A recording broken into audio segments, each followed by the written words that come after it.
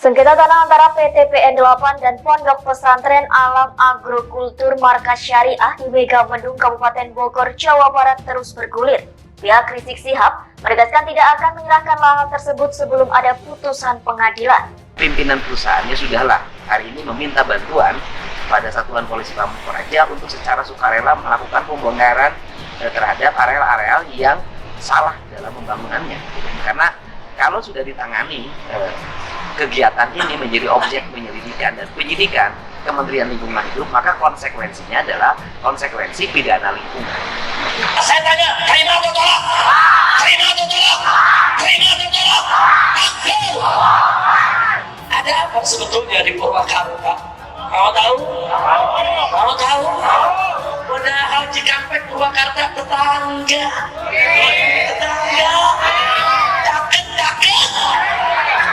Kalau soalnya dari Jakarta, dari Bogor kan jauh, betul? Tapi kita ngikuti perkembangan, saudara. Jadi sebelum kita cerita sampurasun, dalam 8 tahun terakhir ini terjadi perubahan drastis di Purwakarta, saudara.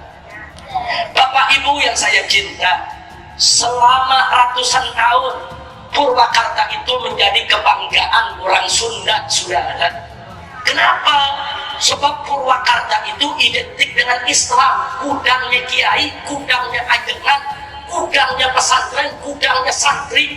Saking banyaknya majelis zikir, saking banyaknya santri, saking banyak zikir di rumah-rumah, sampai-sampai Purwakarta disebut kota tasbih, saudara. Satu-satunya kota di seluruh Indonesia yang dijuluki kota tasbih, yaitu kota Purwakarta. Bagus tidak? Bagus tidak? Bagus tidak? Siapa yang tidak kenal Purwakarta, saudara? Dulu di sana ada Mamat Sempur, saudara. Banyak ajengan-ajengan Jawa Barat belajar ke sana. Itu baru yang terakhir, minamut akhirin, saudara. Belum ulama-ulama sebelumnya, saudara. Berapa banyak ajengan di Banten, berapa banyak ajengan di Pasundan, berapa banyak ajengan di Tataran Sunda, saudara. Rame-rame menuntut ilmu di Purwakarta. Maka itu saya tanya, bangga tidak punya Purwakarta? Bangga tidak punya Purwakarta? Takbir! Datang nih makhluk namanya Dedi. Bukan yang benar makhluk.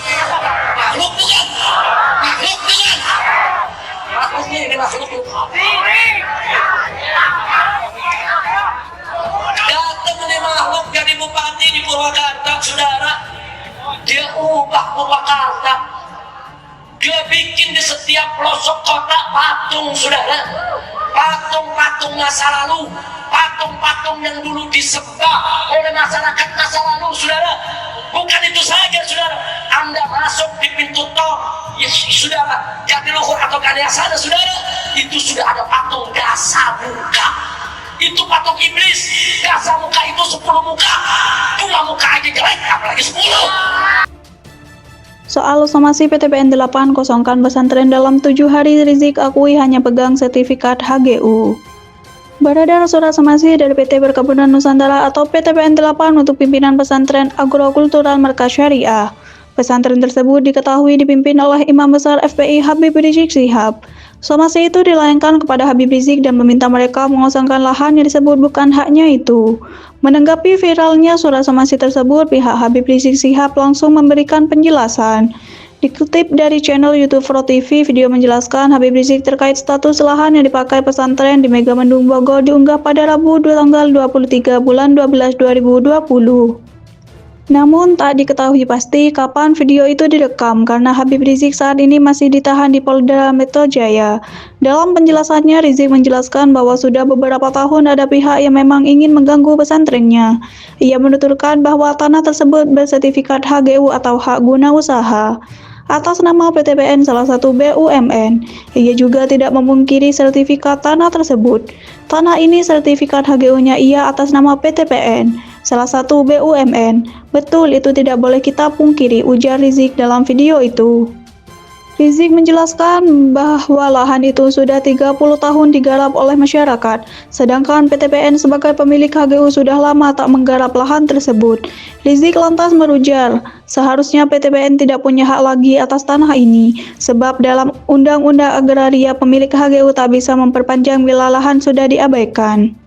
Saya ingin garis bawahi ada undang-undang di negara kita, Undang-Undang Agraria. Di dalam Undang-Undang Agraria disebutkan kalau satu lahan kosong atau terlantar digarap oleh warga lebih dari 20 tahun, maka masyarakat berhak buat sertifikat.